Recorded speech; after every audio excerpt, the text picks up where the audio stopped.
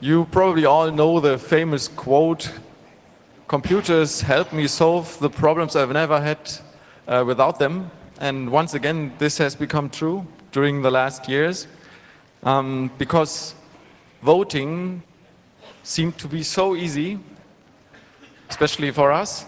And then the computers came in, and the nedap chess computer showed us that it's that it looks fairly easy, but it obviously isn't, and there are lots of problems behind that. And Ulrich Wiesner will talk today about solutions, and as far as I read, about the problems that comes with these solutions. And if that irritates you or confuses you at the moment, I hope he'll clarify things up for us. Thanks again, with a warm welcome for Ulrich.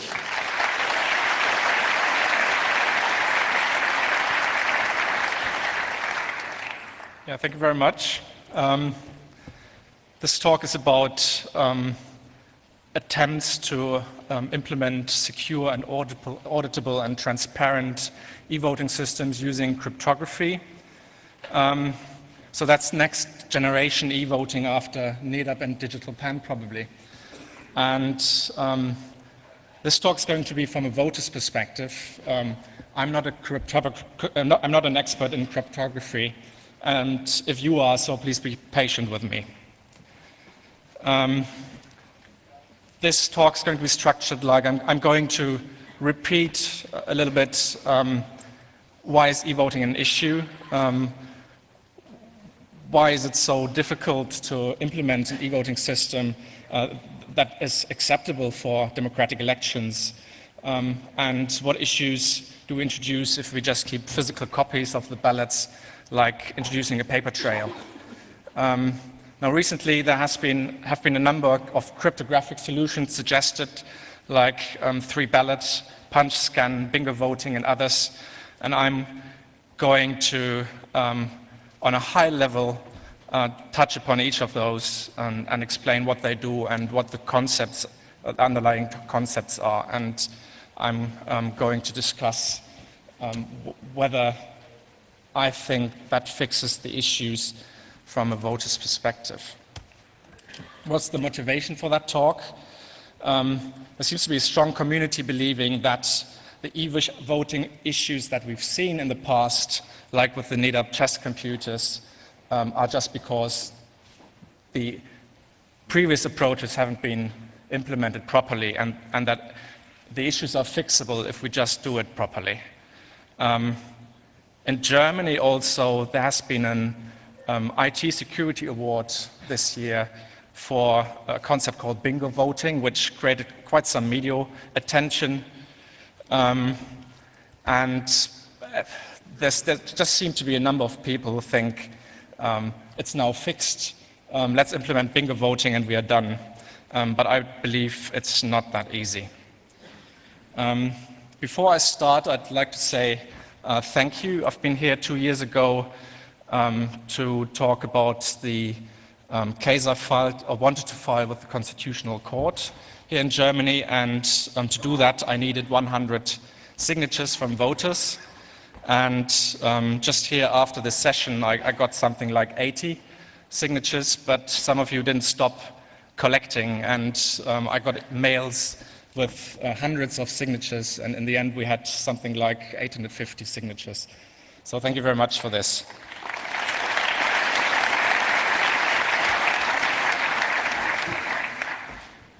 Now, why do we have to deal with e-voting at all? What's the relevance of this topic? Voting computers have been used in polling stations in a number of European countries. In the Netherlands, there was an almost 100% coverage, and that has been discontinued, thanks to Rob.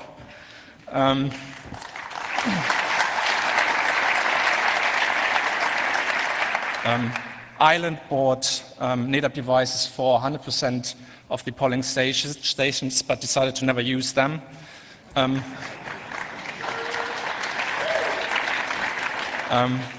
Belgium, I believe, has had 40% coverage, and I think it has been discontinued because the license to use it ran out but I'm not entirely sure where this is going.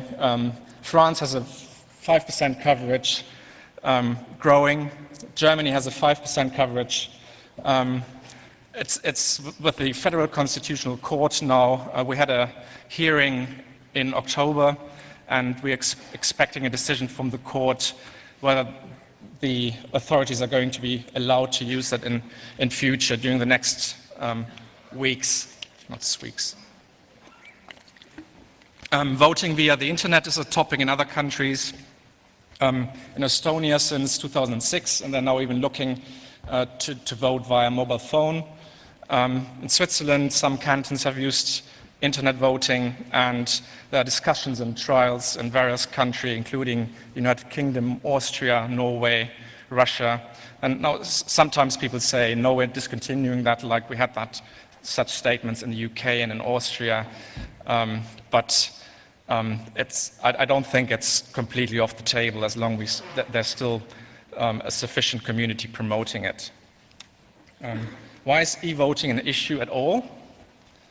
Well, the democratic election principles are that an election should be verifiable, transparent, secret, and that's all procedural principles that ensure that elections are free, fair, and general. So the values that should be protected are free, fair, and general, and how we achieve that by making them verifiable, transparent, and secret. Now, what is this about? The secrecy of the vote basically ensures the free election. It allows you to choose what your preference is without experiencing any negative personal consequences, and you can't sell your vote. The auditability is a measure of quality assurance. It should ensure that the election result is fair and honest. The audits are typically conducted by the authorities, like recounts, and therefore it can never replace transparency, because you can't just say, hey, let me audit the votes. That's nothing that somebody will allow to you as a voter. And transparency is really the value that's open to voters. It ensures that the election is conducted according to the regulations and principles, and that everybody can verify that. It creates trust. It creates trust in the results, and hence ensures that people believe in the legitimacy of the elected body. It prevents denunciation of the result, so nobody can come and say, yeah, but I don't believe this result is correct, because then you would have to have tampering in front of the public. And transparency can never be delegated to the authorities, because it's taking away this right of everybody to understand that the election is free and fair.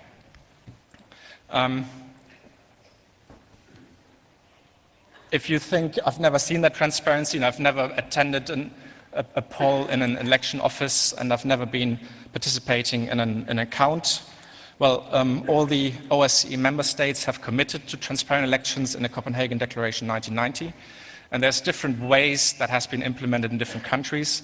For example, in Germany, anybody can observe elections and counting. So you don't even have to be a citizen, you don't have to be older than 18, you don't have to be registered with any authorities, you don't have to bring your passport, it's just open to everybody, and it's just restricted by means of safety and public order in the polling places. In Austria, for example, it's not a right for everybody to participate, but the parties participating in the election can nominate election witnesses, which then go to the polling station and witness the election on behalf of the parties. And similar concepts are implemented in the UK, for example. The participating parties can nominate election witnesses, and organizations or individuals can register for observation. Now, what is the issue with e-voting? In a paper-based election, you basically have a white box. The ballot box is a passive device. It doesn't do anything to the votes you put in. It doesn't do any processing, so the input will be the output. And if you then witness the counting of the votes, and if you can witness that nobody tampers with the ballot box during the election process, then you can assume that the result will be just dependent on the input and on nothing else. Now, when you switch to e-voting and you have a black box device from a voter's perspective, which collects the votes and stores the votes and counts them afterwards, the thing is you have a secret input because the secrecy of the votes. You have a secret input and you have a secret processing, and there's no way you can audit the result. And that's a fundamental difference from other applications, IT applications you might want to trust, like a cash machine. And with a cash machine, you can always see what the input is, the amount you want to withdraw, what the transactions on your account are, and you don't need to know how the cash machine works to check the result. And that's different with elections because the input, the votes are secret. So the processing is not available, the input is not available. How can I check the output? And it's obvious that if you want to check the output, you have to have a little look at the input. And you have to lift the secrecy by a trusted entity who looks at the input and then ensures that the input and the output are related properly. Why do people want to use e-voting? There's a number of inappropriate reasons which are nevertheless repeated by authorities again and again.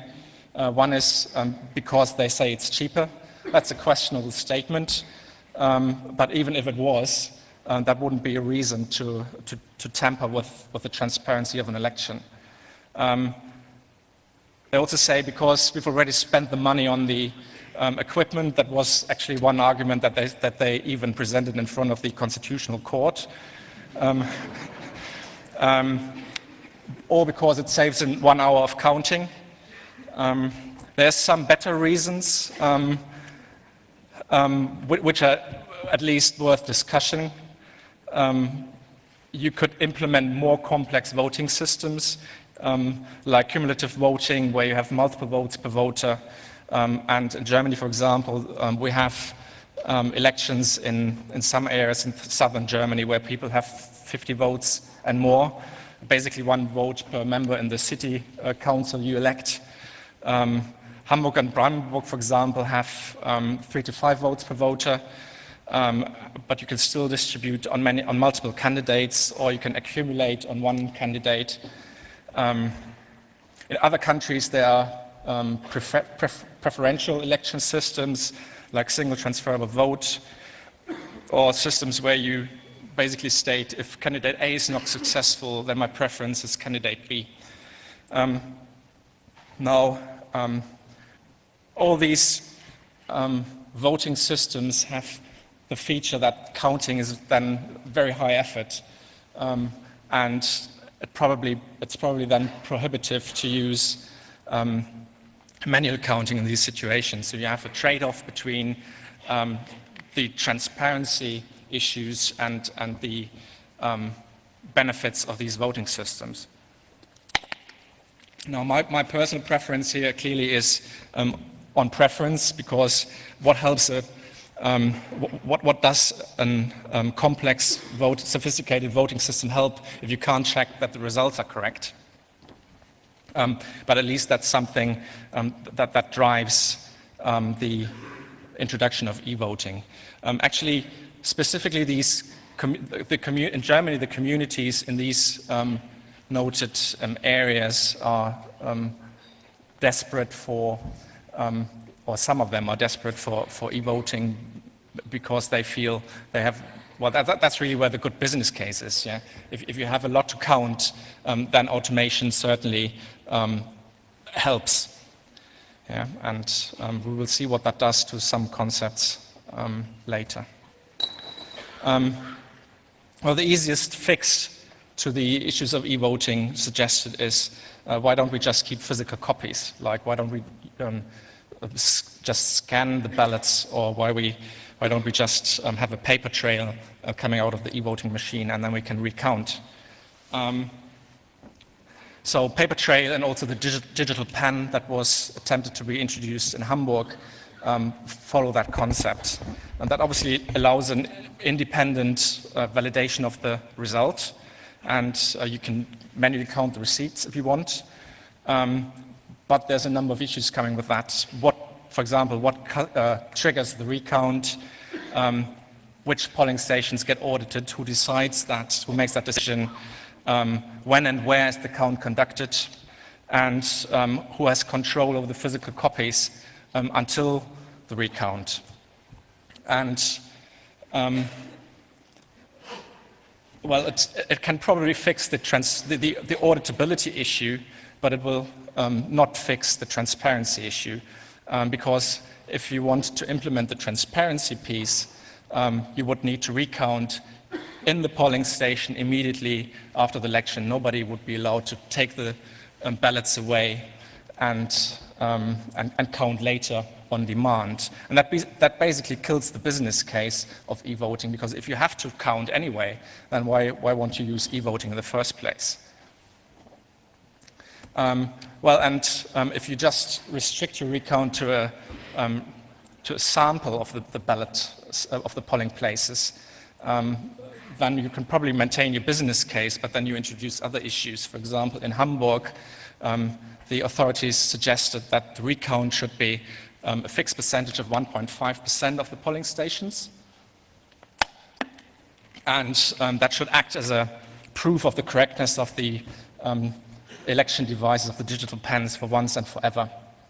But there's obviously a number of issues coming with that. The sample would need to be truly random to prevent fraud in the polling stations where you don't audit. And the sample size would need to depend on the outcome, because the closer the election result is, the less votes you need to flip, and the more you need to audit to actually find any tampering. So which sample size ensures a high probability that you can detect fraud? That's an easy problem for a race with just two candidates, like a US president election. You just look at the number of votes you need to flip to change the results, and you can then make an estimate how big your sample needs to be, and what the probability is to actually detect any tampering with that approach. Now, it's more difficult in a multi-party, multi-coalition scenario. For example, in Germany, we have a 5% threshold for a party to be elected.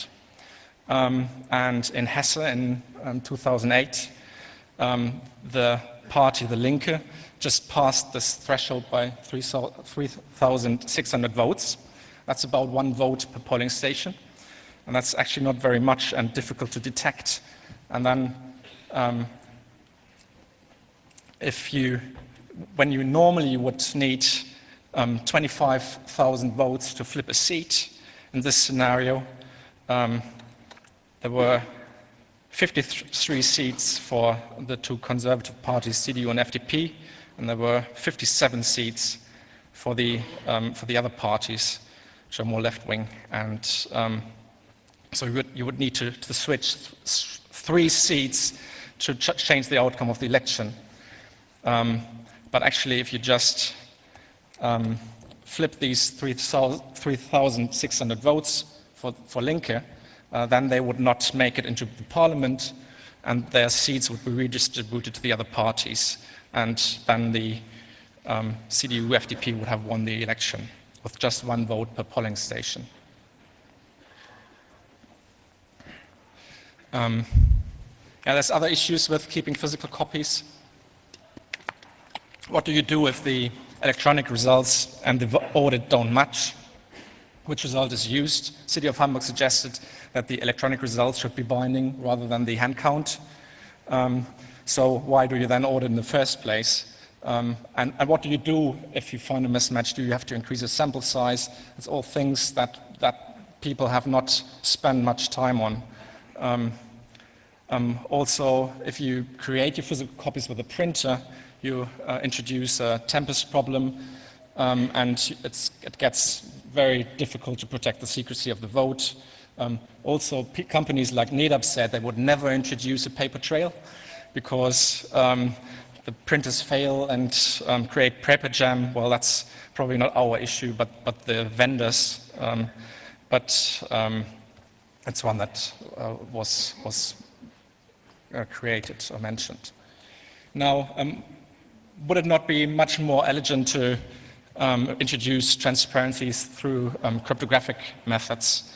And the idea basically is we use cryptography to ensure that the election is, to ensure the election integrity, and we provide the voter with an encrypted receipt, so the voter can check that the vote is cast as intended and counted as cast, but he still cannot prove to other people how he was, how he voted. So he can't sell his vote, and he can't be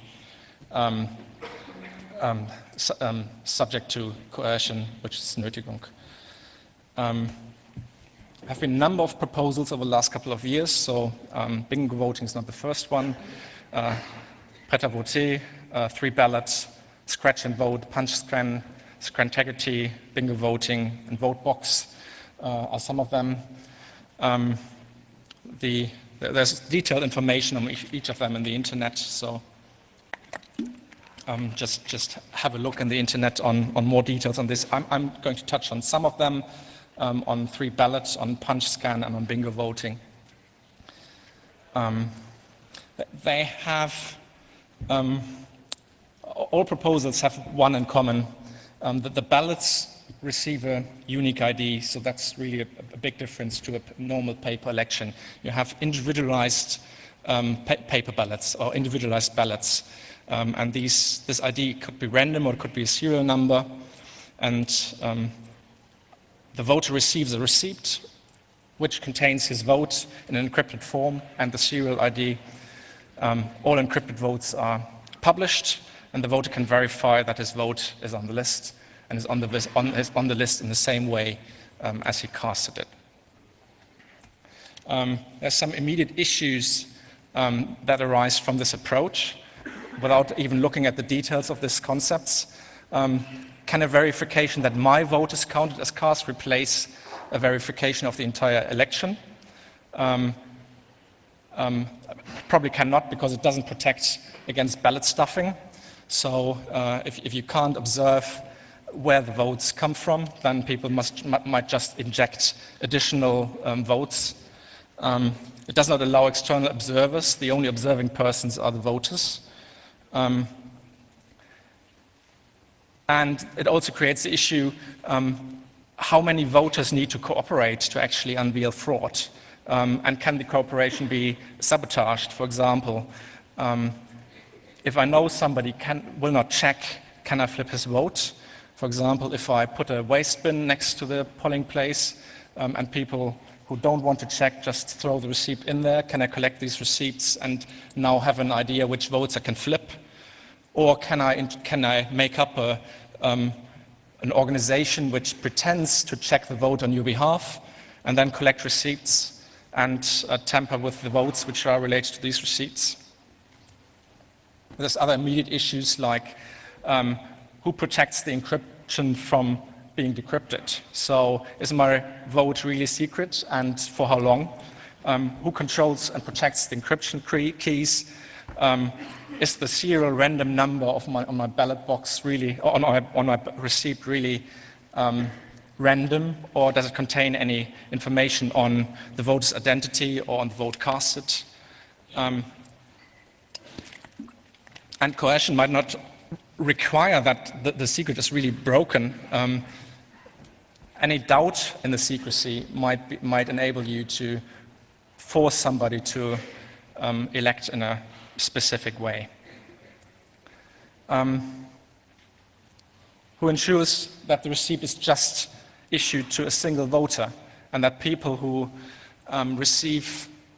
who have voted the same way don't receive the same receipt, and then you free up serial IDs, which you can then use to vote somebody different, for somebody different.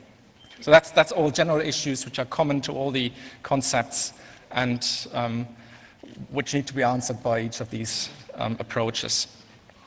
The first one is really for warm-up.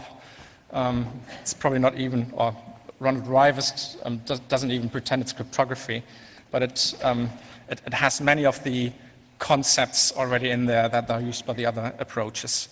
The paper ballot has 3 columns, or ballots, and the idea is that you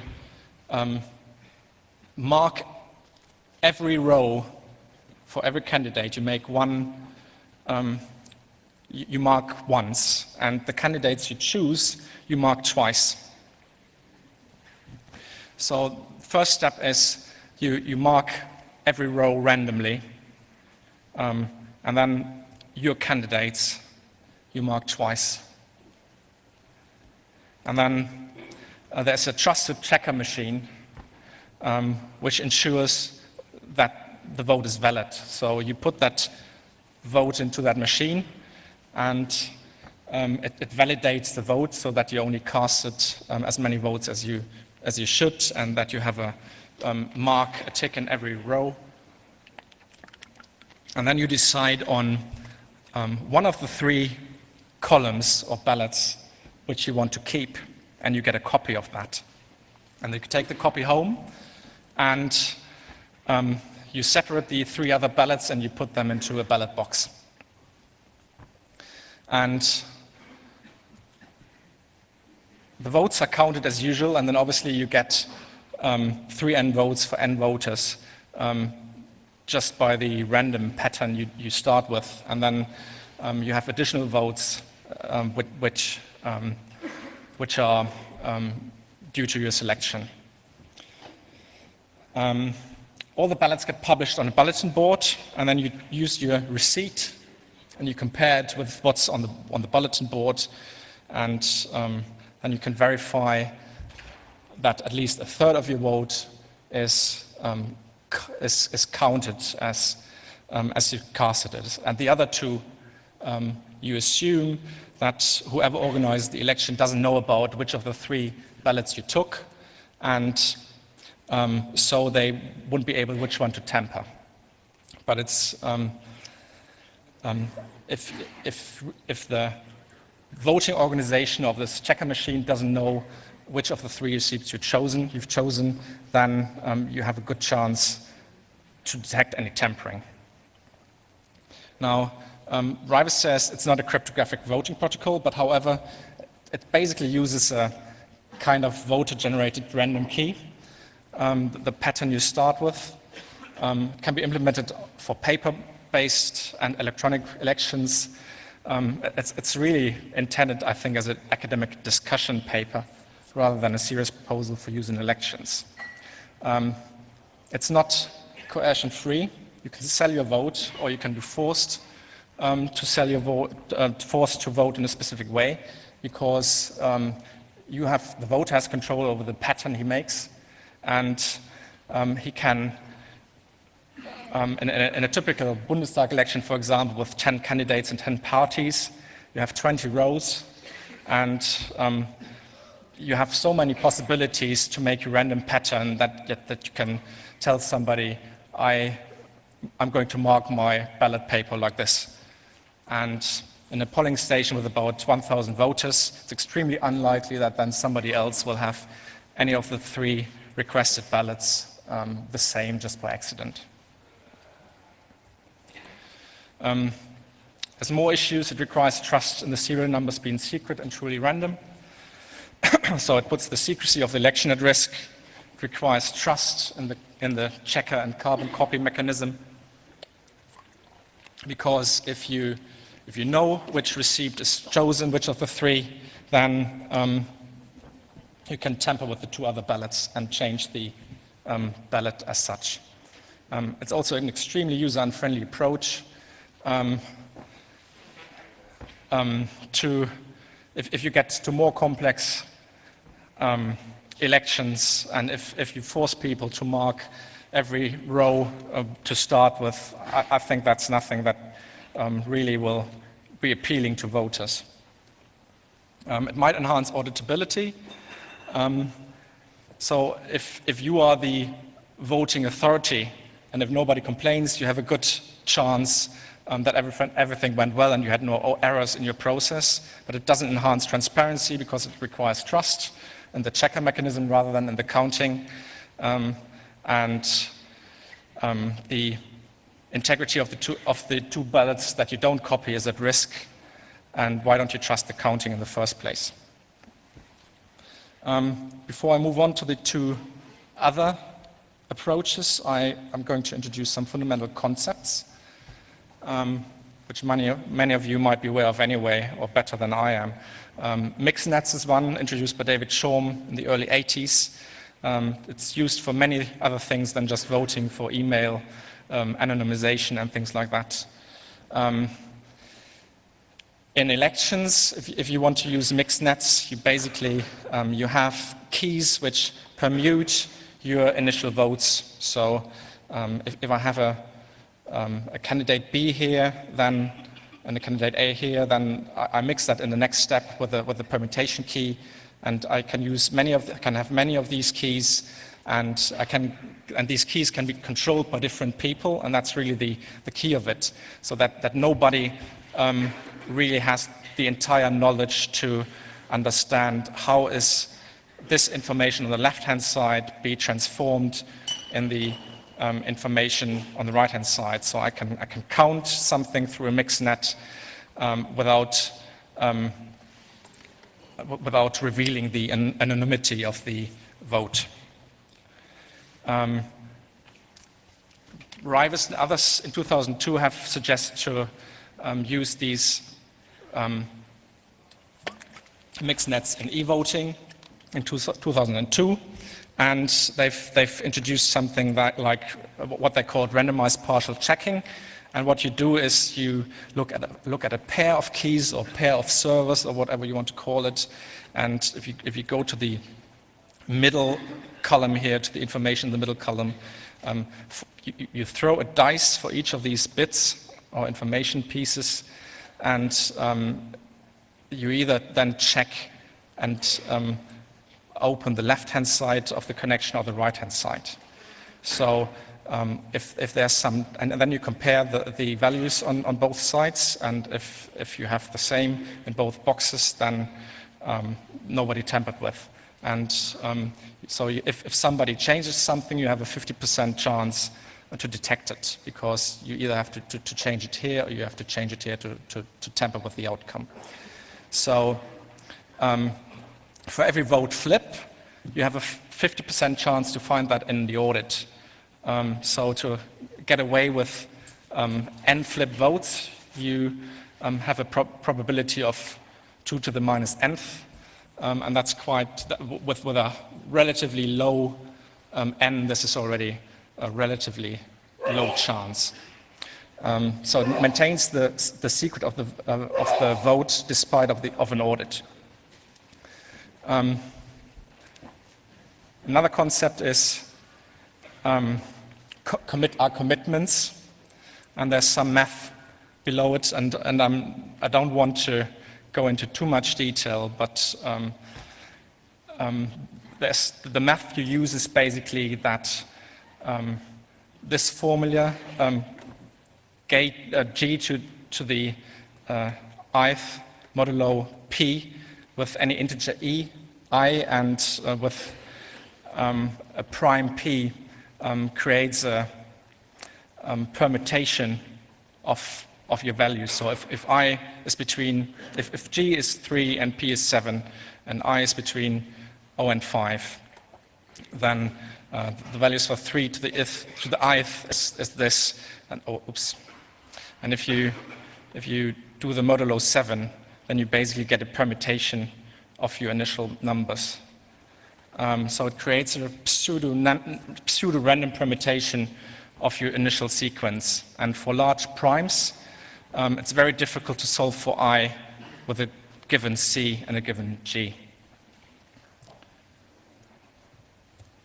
Now, you can use that to commit to a secret. Commit in terms of that you can't change it after you've revealed some information. So if you have two large primes, P and Q, and Q divides P minus 1, and you have a private key A, and you have a public key H, which is G to the 8th modulus P, and you can commit to a secret X by choosing a random R and publish a C, which is calculated like that. And if you reveal an R and X, the receiver can verify that you actually didn't change your X after you committed to the secret. That's not very intuitive, and I'm not expecting anybody here who hasn't dealt with that before to at first glance understand what this is about. But it gives you a feeling on what complex or how complex and how mathematical the tools are that are used in cryptography. And if you introduce cryptography into elections, then basically if somebody wants to understand that his vote is secret and to understand that he can check his the integrity of the election, he needs to go to that math, and that's nothing that you explain your grandma on a beer tap. Now, David Shorm introduced punch scan in 2006, and how does that work?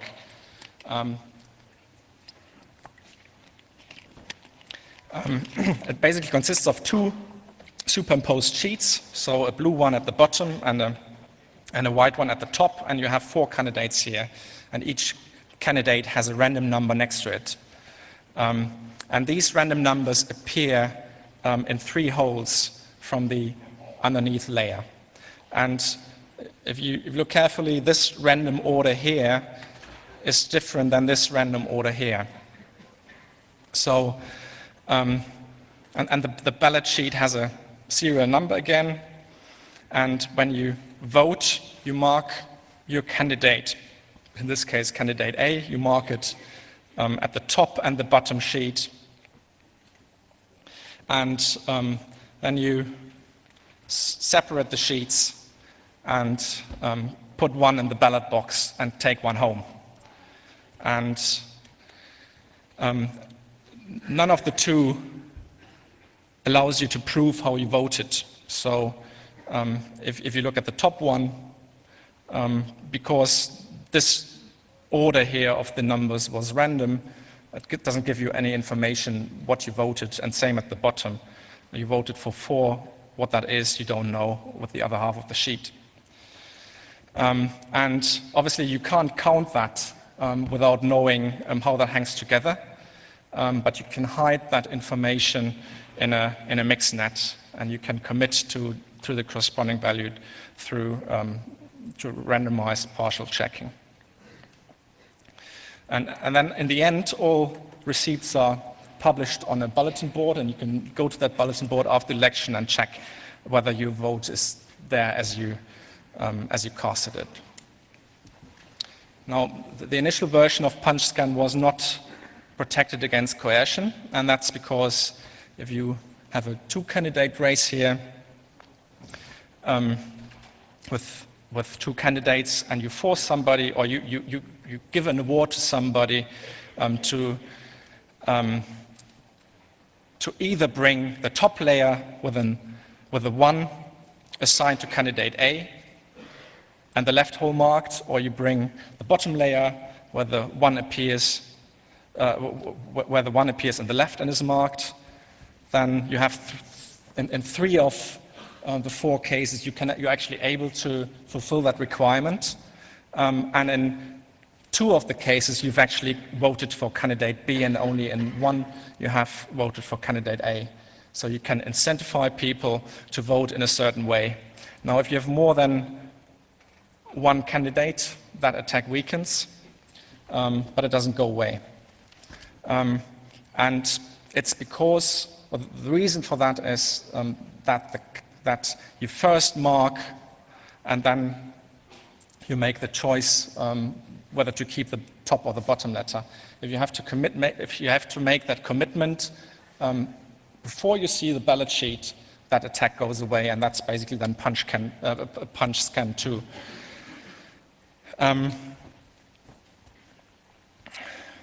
But even though this attack is not is resolved, it indicates one issue that is very important with all these cryptographic methods, and that is the sequence of events is very important. So who commits first to the next action is essential for the secrecy, for the integrity of the approach. Scantegrity is a successor of PunchScan of the same group of authors. It's a similar concept, but not on one sheet, but all on one sheet. There's random codes next to the candidate names, and then the ballot paper is scanned, and the codes related to the chosen candidates are published. And there's a second version of that where you only uncover the random codes of the chosen candidates, but not of the others. And that introduces an easier complaint validation process, because you don't know the codes of the candidates you didn't choose. But what's interesting is that the same authors who published the first approach, PunchScan, then felt the need to introduce subsequent versions or subsequent approaches. So something that was meant as a serious proposal in the first place then wasn't good enough later. Bingo voting is by a German team in 2007, and that's a little different approach. You have a preparation phase where for each voter you prepare a random number for every candidate, and they call that dummy votes. So basically you have a pool of random numbers here for candidate A and for candidate B, and they all get committed to with a method, with one of these commitment methods I briefly talked about before, and then they're shuffled and published on the bulletin board. Now, in the voting phase, the voter selects a candidate, in this case, candidate A, and there's a trusted random number generator who pulls a new random number, and that's where the name bingo voting is coming from. Bingo, like they're suggesting a mechanical random device to make sure it's really random or trusted random. Now, when they did a proof of concept for a University of Karlsruhe election, they didn't use a bingo cage, they used an electronic device. So the trust random number generator creates a random number, and you receive a receipt which has this trusted random number next to the candidate you chose, and random number from the pool next to the other candidates. So you basically, by voting for candidate A, you are reducing the number of remaining random numbers for each candidate. And the receipt you take home, and the receipt is also published on the bulletin board, and you go home and you check that your vote has been, or that your receipt appears on the bulletin board. Now, how do you determine the results? You just count the remaining dummy votes in the initial pool, because now you've used 3 votes for candidate B, C, and D. They have 1 vote less than the others.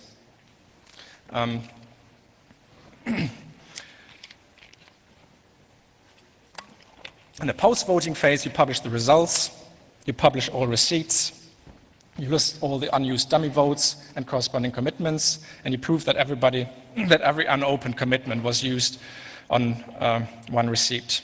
And you make use of randomized partial checking again. There's a real-world implementation for the Student Council in Karlsruhe, and there's also Java code published. However, that code doesn't compile because there's an object missing. And the code comes with no documentation and doesn't use any Java docs, so it's really, you have to invest a lot of time to have a closer look, but perhaps some of you have the time or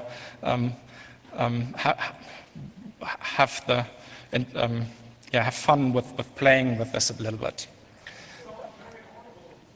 Sorry? Sorry? Well, you make that decision. If the random number is not random, then votes can be stolen. For example, if you have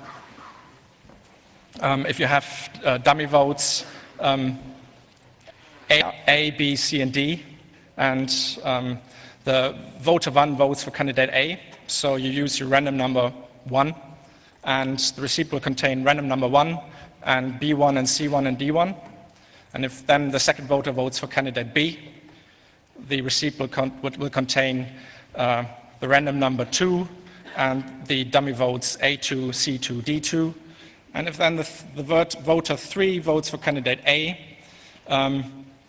you can represent the first random number to him again and give him a receipt with R1, B1, C1, D1, which is the same as for the first voter. And if he looks it up, then he will be able to find his receipt, and he won't have any concerns. And you can publish a third receipt with anything you like, and the third random number, and the vote has flipped to C in this case, without the voter 3 being aware of that. So what you really have here is a transformation of the problem. If you don't use that, you have to trust the counting. If you apply bingo voting, you have to trust the random nature of the random generator. There's also real-world hassles, like the commitments are only binding if they're really shared and if somebody looks at them. So if you publish the commitments for each ballot, for each polling station individually, which there are 80,000 in Germany, then you can have a look who downloads what, and if there's any polling places where nobody downloads everything, then you flip the votes in this polling place and reissue the initial commitments. There's general issues which are common to all the approaches. One is concept versus implementation. The secure concept doesn't ensure secure implementation. For example, randomness. The random nature of a pretended random value can never be verified by an observer. You can only ensure that random is truly random if you know how the randomness is created. But you can't, when you see random numbers, you can never see whether there's any hidden information in there. And there's no solution for that. One example is also the Debian OpenSSH implementation, which is a good example for a good concept and a poor implementation. Until May 2008, there were only 32,000 different keys created. So what if you later find out that your implementation wasn't secure?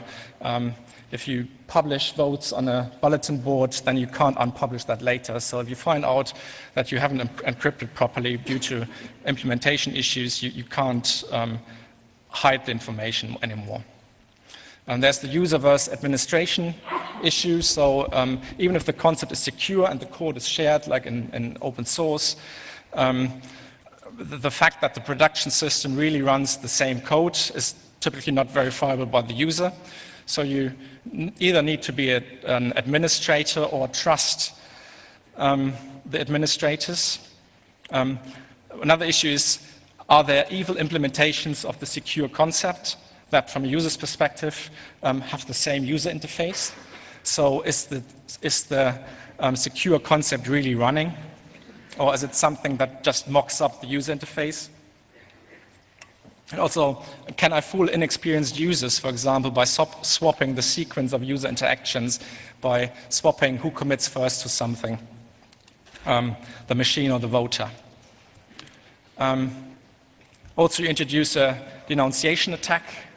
If you are the voting authorities and you don't like the outcome of the election, you can just publish something else on the bulletin board.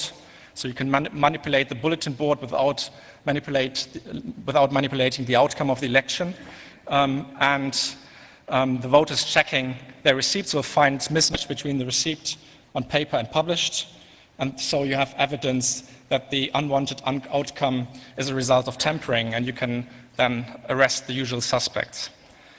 That works for all protocols where the receipts are published. And I don't see any way around that. Also, you have Alice and Bob, the usual candidates, versus reality. In real world scenarios, you have more than candidates Alice and Bob. For example, Werder is a city here 35 kilometers from Berlin with a population of 23,000 people. And in the city council election in 2008, they elected 29 city council members. And there were 8 parties and 109 candidates competing for these seats, with 3 votes per voter and cumulative voting, so you could give all the 3 votes to the same candidate. And in Frankfurt am Main, in the city council election 2006, there were 93 city council members, and there were 11 parties and 643 candidates competing. And you had 93 votes per voter and cumulative voting with a maximum of 3 votes per candidate. Now, this is really where the business case for e-voting is. Yeah? If you have to count 93 votes per voter, then that's where you want help where you would like help from electronic counting. Now, let's have a look on how that works with the cryptographic approaches we've seen here. For Werder, you have these 3 votes and 109 candidates. So with 3 ballots, you mark 324 rows once, and you mark 3 rows twice. For punch scan, you have 327 holes. At the best, in best case, 109 groups of 3, and they are in random order. So good luck with finding your candidate. And with bingo voting, your receipt will contain 327 random numbers, and you check 3 of the 327 random numbers for correctness.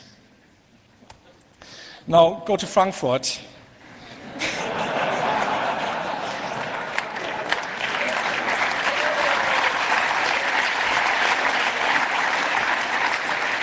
With 3 ballots, you mark 1,800 rows once and 93 twice.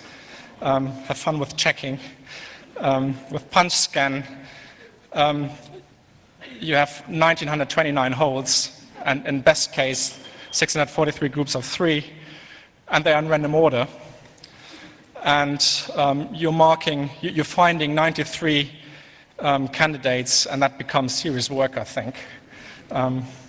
With bingo voting, your receipt will contain 1,929 random numbers, of which you check 93 for correctness. Have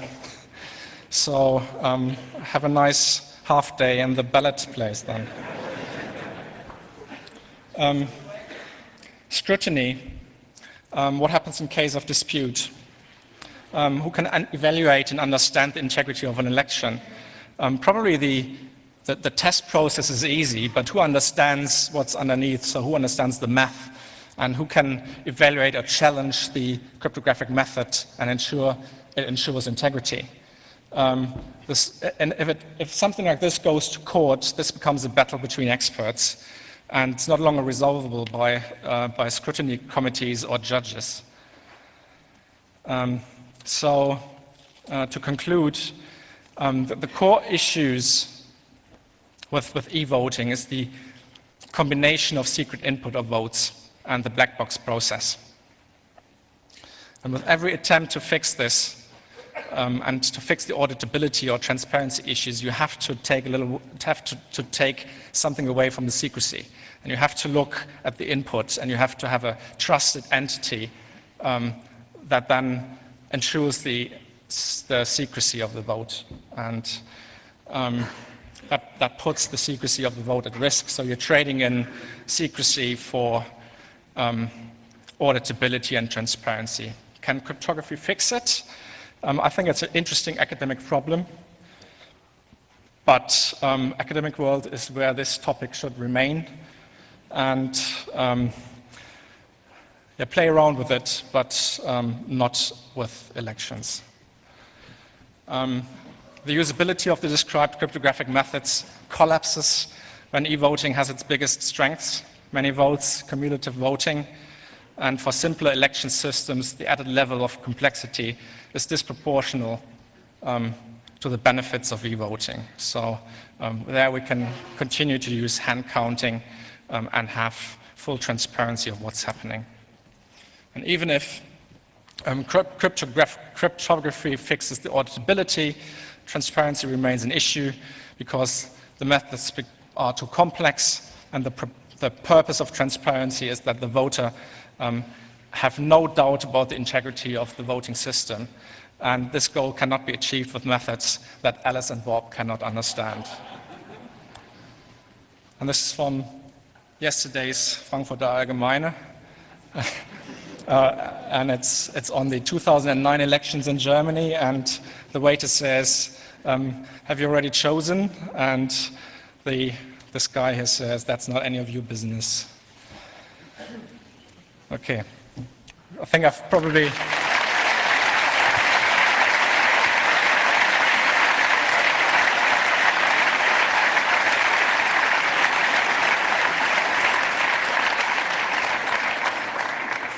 used most of my time, but if there's any questions or comments.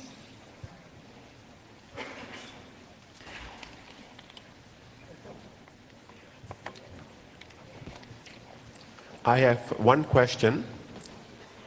Yeah, I'm here. What is the risk? I mean, the exposure when when an election is bought. I mean, what would someone could gain from frauding the federal elections here? What somebody gains from buying votes? The potential gain. Well, changing the outcome, I guess. What did I miss the question?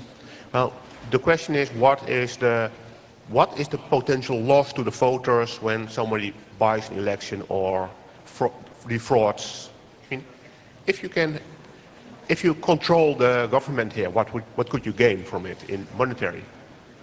Well, you can probably remain in business even if you are not elected by the majority anymore.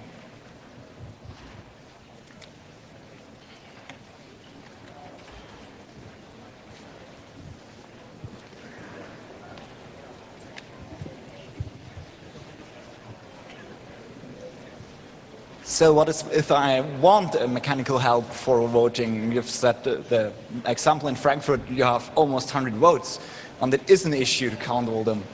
Is there any solution, or do you say electronic voting is dead per concept?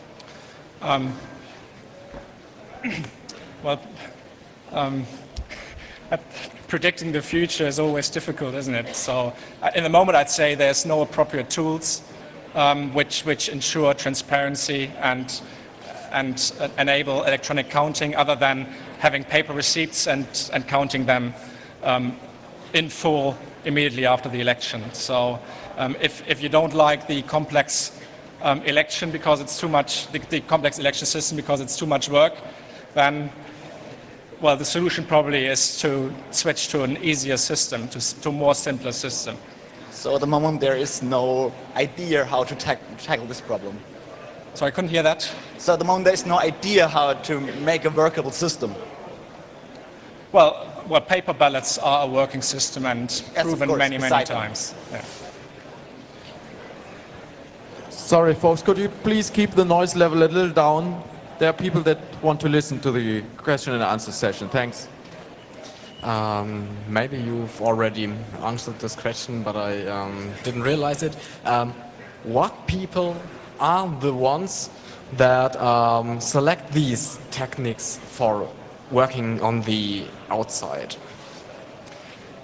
Well, I guess if you refer to the cryptographic methods, I think we haven't seen them anywhere in political elections. That is on the concept level now. If your question is referring to who selects e-voting products that are out there on the market, in Germany, it's the municipalities which make the decision to purchase or not purchase electronic devices which are certified by the Ministry of Interior. Does that answer your question? Of course. Sorry, it's me. Okay. Wouldn't a lot of those methods like the punch cards and so on fail just because, for example, in some regions you could make coercion by choosing a specific region and just pay people to vote at random? For example, always punch the first hole in a very conservative or liberal region. Yeah, I think that's one of the attacks that have been proposed against PunchScan, yeah.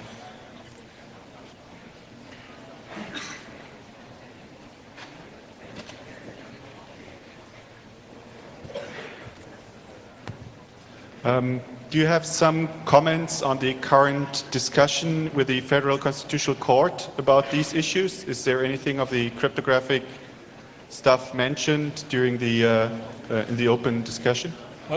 One of the authors was in the hearing as an expert,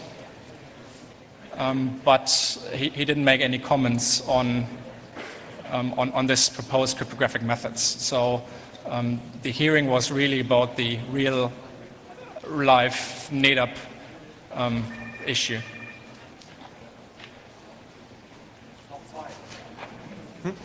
Me? Can you tell me anything about the motivation behind the research? Because it seems that it is a nice occupational therapy for researchers into the cryptography stuff, but I do not see any advantage in contrast to the traditional voting methods, as you said before.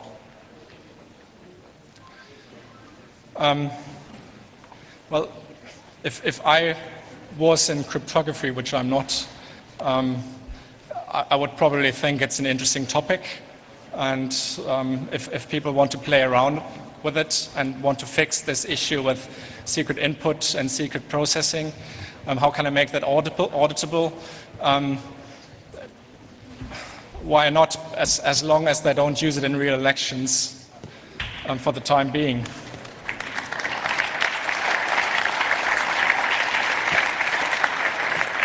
Well, you now have demonstrated quite clearly that both those electronic approaches do not work because they necessarily lack transparency.